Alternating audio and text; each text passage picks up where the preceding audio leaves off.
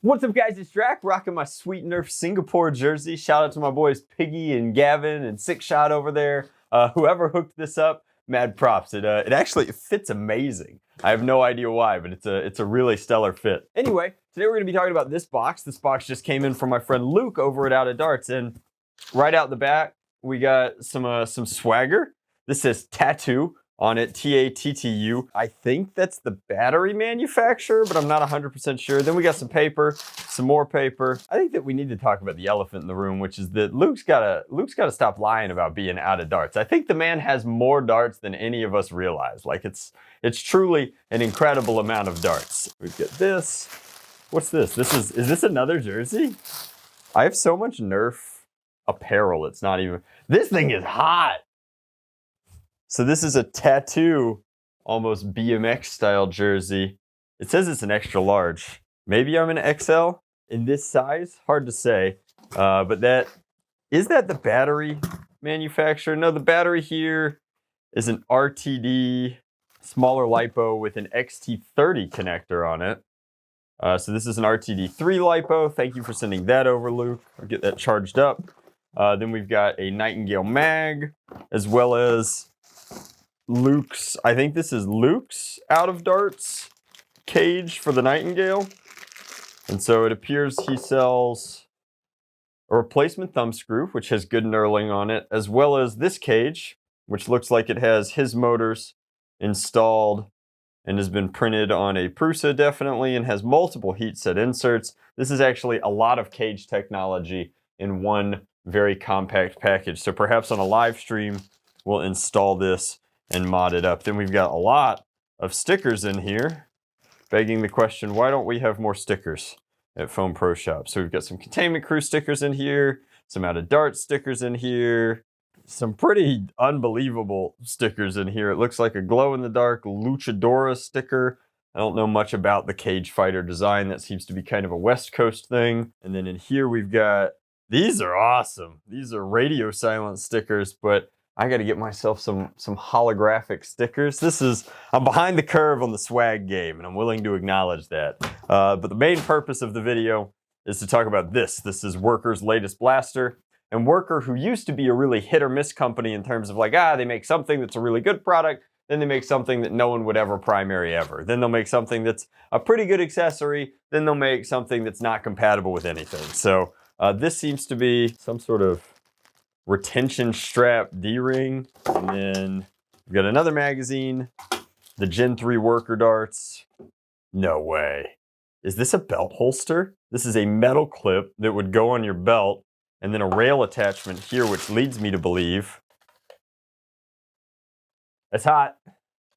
That's pretty hot. And then it doesn't have any mechanism by which it snaps into place. You'd be held in with gravity. However, that is pretty cool. Then you've got a set of instructions, but overall, I guess what we're talking about here, and this is the only version of this that I would ever use, this is the super orange version. I'm pretty sure, just full disclosure, Luke sent me his last fully orange one. If you play in a private field, if you play in a private venue, if you play in the comfort of your own home, I know that they make a black version of this, but I think that all black handgun style pistols are just a bad idea. Call me old fashioned, but I think that that's a bad idea.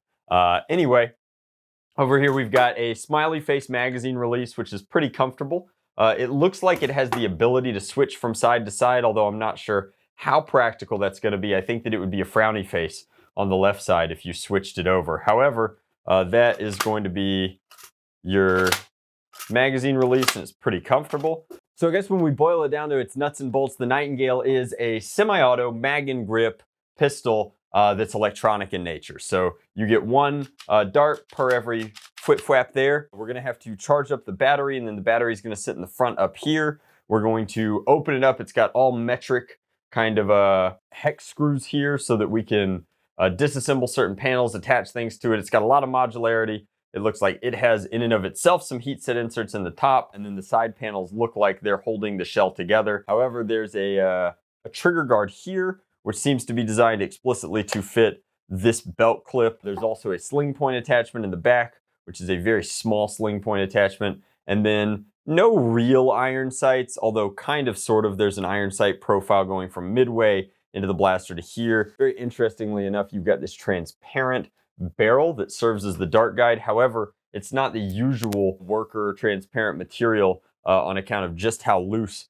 that dart fit is. It seems to be more of just a sci-fi slash aesthetic thing, but this is one of their better designs in terms of its ergonomics and its overall kind of form and function. Not a lot of space is wasted, and in addition to that, it's got a very crisp trigger pull and easy to access controls for the mag release, as well as just a good kind of semi-flared magwell base down here so that you don't have to think about it too much as you slap that guy home. So overall, I think that to get a real robust look at the Nightingale, we should set this LiPo, which is a 3S LiPo, right? Yes, up to full charge, and we'll take it outside. We'll put some shots down range with it.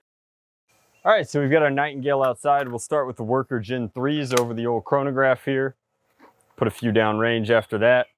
Got some max darts from Target. These tend to be my favorite half lengths, but we've fully loaded up our LiPo. It fits in here very compactly. I went ahead and I threw Luke's thumb screw on there. I think that that's a very necessary addition just for quality of life. I mean, not having to carry a hex key around to change and or disconnect your battery. It's pretty nice. Overall, I can't tell you how satisfying the magazine release is. I actually really like the happy face kind of thumb pad there. The only thing that I don't like is that it isn't spring assisted. So I wish that there was a little bit of extra assist in ejecting them. However, you can always just flip them, right? Now, each magazine costs $9 and holds 15. I really wish that I had shorter ones because I don't necessarily like that it sticks out so much further past the grip itself. The grip itself, though, is rubberized. There's a lot to like about the Nightingale. It seems like a half pull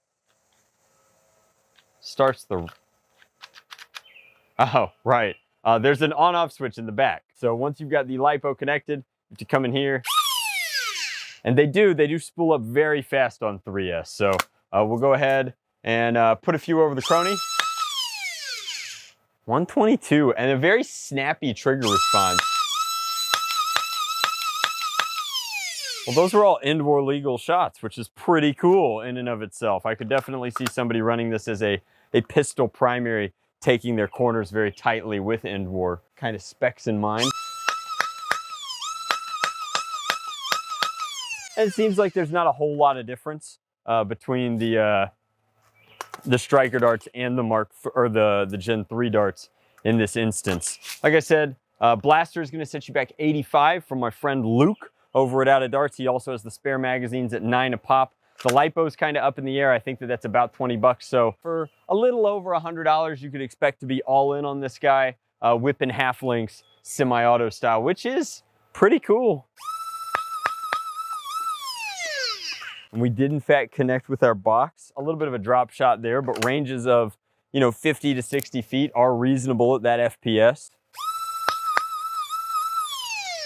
And I guess I went through those darts much faster than I thought I did over on the Chronograph. But overall, I like the Nightingale. The trigger response is snappy. The rubberized grip feels comfortable. I get that I just went through 15 darts very fast, but I almost wish that I had a smaller magazine. I think that's my only caveat to it. And who knows, if I wind up doing that live stream, that mod guide where we swap out for a Luke's cage and see what that does to the internal performance, I imagine it improves it in some significant capacities. We might be able to cut part of this off and turn one of these into a shorty mag, so to speak. It's been a long, long time since I made a mag lower capacity, but way back in the day, that was one of my big tricks, is turning 6-rounders into 4-rounders. That said, that's the Nightingale. I think that it shows a very interesting sense of, we've got made in China, designed in Shenzhen. I have been to the Worker headquarters in Shenzhen, China. I've had tea with their founder. I think that this represents a huge upgrade in terms of their manufacturability. This is clearly designed ground up for the hobby and is a really great step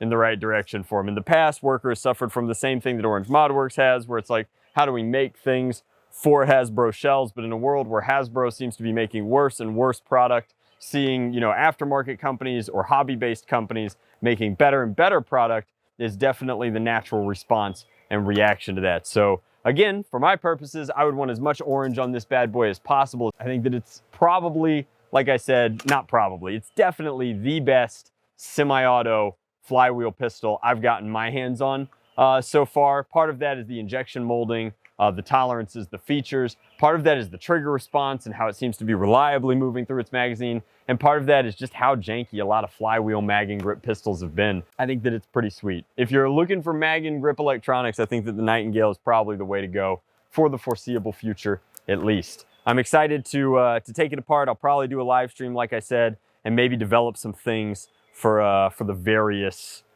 attachment points on this guy, because I think that there's a lot of modularity to it, which Worker is pretty good about leaving us to our own devices. I think that covers it. You can check out all of these products at Out of Darts in the description box down below. You can check me out when I do that live stream here at youtube.com/LordDraconical, and I'll see you guys next time. Much love. Blast on, Drac out.